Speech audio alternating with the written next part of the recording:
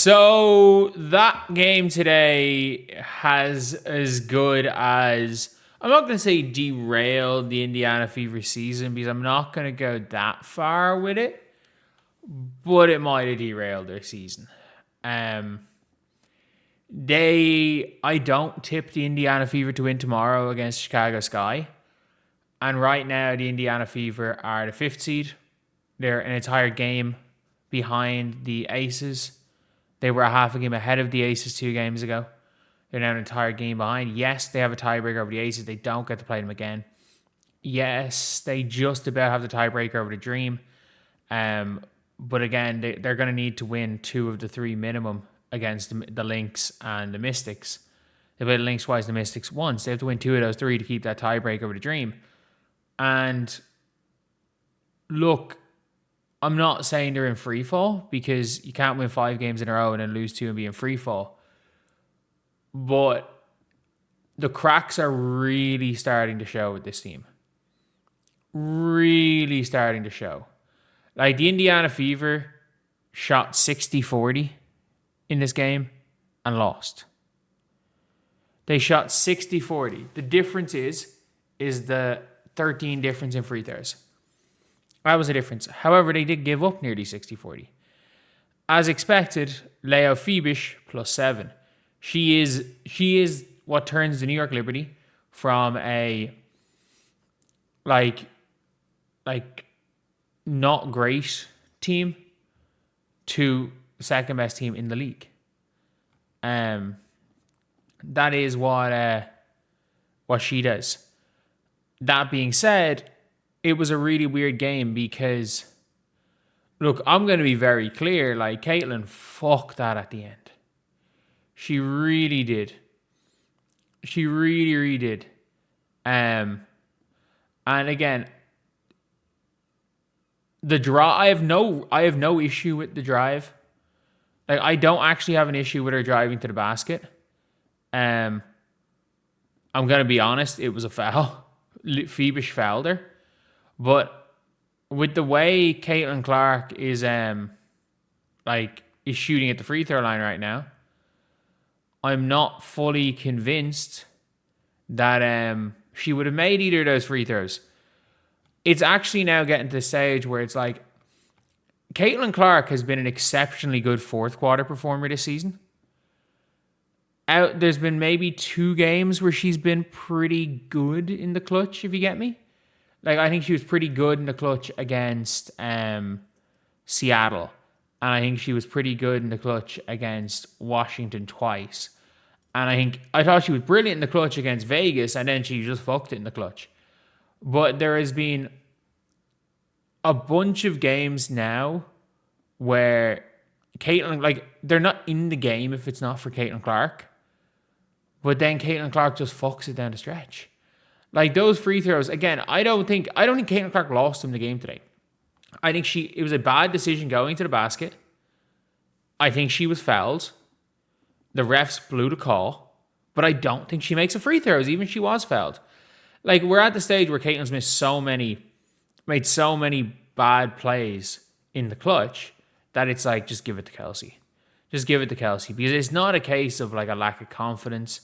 She's willing to take the shots. She's willing to miss the shots. And if you're not willing to miss, you're never going to make them. But she's just missing them all. There comes a point in time where you're just like, okay.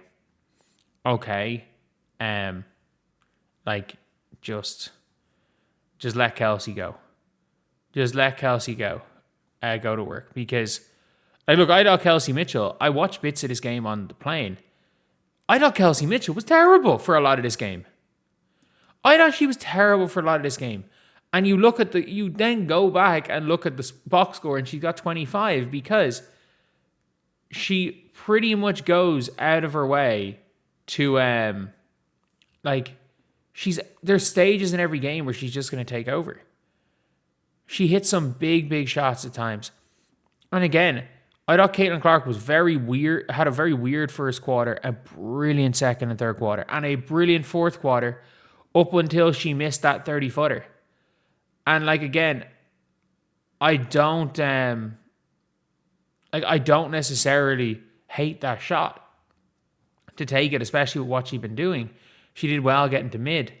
And Aaliyah again.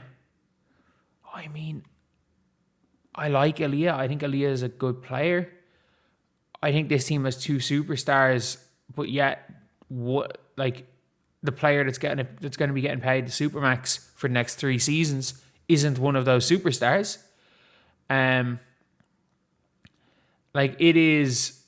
It's one of those things now with this Indiana Fever team where I'm like, they are like, they're in a weird spot, and it feels like the offense is disjointed again. And it's weird because they put up 102 points, and that's mostly off, again, how great these two players are. Lexi Hall did nothing again. Sophie Cunningham hit some shots, made some big plays down the stretch. Phoebish was insane for Liberty. Stewie was Stewie. Stewie just can't hit threes. But like, if you are Indiana, there's a big concern. MHA might have got hurt. That it's a weird thing where it's like the offense is so disjointed. And if you're saying, oh, the offense is disjointed, but somehow they're still putting up 102 points. I think part of that is just how bad the defense is. This game was just a ridiculous shot. Like, how do you shoot better from the fucking field than you do from the free throw line? That was everyone. Like, Caitlin 1 of 4 from the free throw line. These yips are bad. These yips are bad. These late game free throw yips. Like, I know she hit 2 of them against Chicago. She hit 1 of them against Chicago. She hit 2 of them against Atlanta, maybe. But like, again, look, they still lose this game if she makes those free throws. Those free throws were down 5 points with 20 seconds to go. It was just the principle of it. It was just the principle of the whole thing. Like, the layup was fine, and then the foul was dumb. I had some Luka type shit. And yeah, it's a really weird one because, like, can you blame a player for a loss when they're the reason why the team is in the game in the first place? When also the shot they missed was to, like, the play they made was a bad call by a referee, and the free throws they missed were when the game was already out of reach. I don't know. I think to blame Caitlin for that loss is kind of a cop-out, but at the same time, like, she needs to be better down the stretch.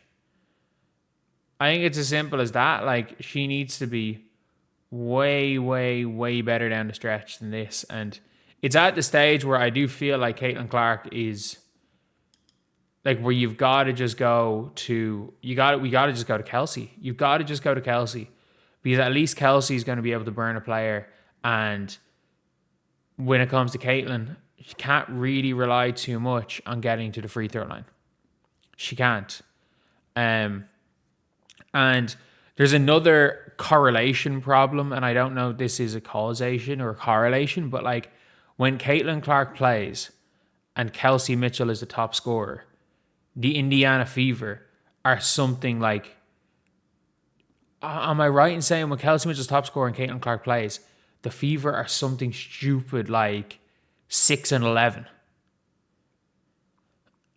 It is one of these weird things where, like, where Kelsey Mitchell first option hoops when Caitlin Clark is on the floor doesn't work.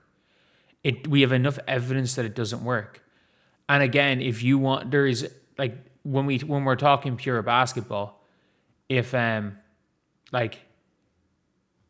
it comes down to it, and like, you want Kelsey Mitchell first option hoops, you sit Caitlin Clark's ass on the bench. But again, today, Kelsey Mitchell's -10. Like, the Fever were at their best with Kelsey off the floor. And that's not saying that, like, plus minus means anything, because if you flip it, there's plenty of games where Caitlin Clark is a negative.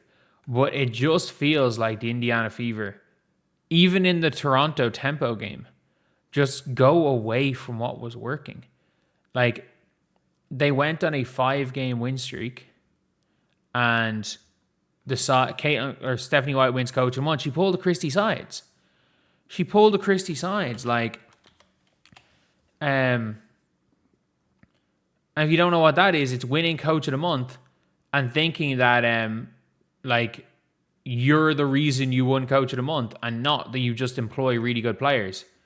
And like, I think this is one of the biggest misconceptions in basketball is that unless you are a Cheryl Reeve, unless you are a historic serial winner, you're a Cheryl Reeve, you're a Greg Popovich, you're one of these type of players or one of these type of coaches where you are there for 20 years and you are bigger than the team, a Sir Alex Ferguson, those type of coaches.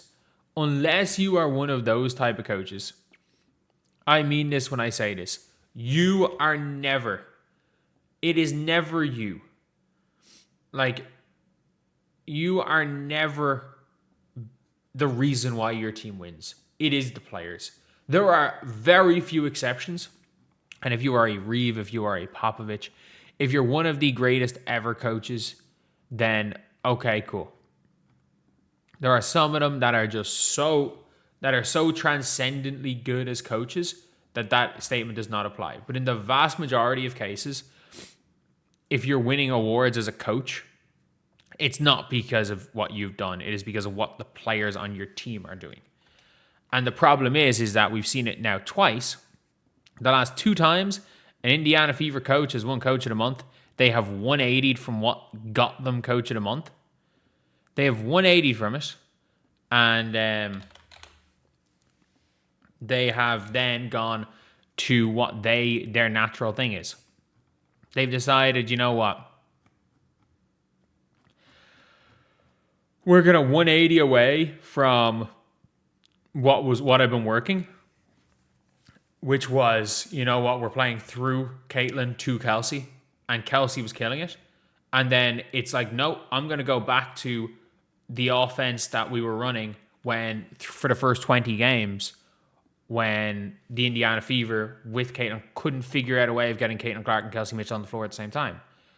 Again, that being said, it's not the most extreme thing in the world. Some fluke shooting performances, like fluke bad free throws, really poor late game execution from Caitlin Clark, and like these type of things happen, and they can get better. But I am very concerned for this team as a like legitimate threat. Because when you have the firepower that they have, you should be a threat against any team. Like, there's no team that, like, not saying that you should beat everyone or you should be a title. There is no scenario where you should ever get swept in a playoff series. But it just feels like they're playing their B game. Intentionally playing their B game. And maybe, just maybe, Stephanie White has just said, look, our seeding doesn't matter. Our seeding does not matter. Every game's a home game. We might play better away on the road. We don't care. Our seeding is irrelevant. And maybe that's what she's doing. She's pulling the Christie sides, being like, you know what, I'm prepping for the playoffs and like going away from what was working. But yeah, I would be concerned. But anyway, see you guys.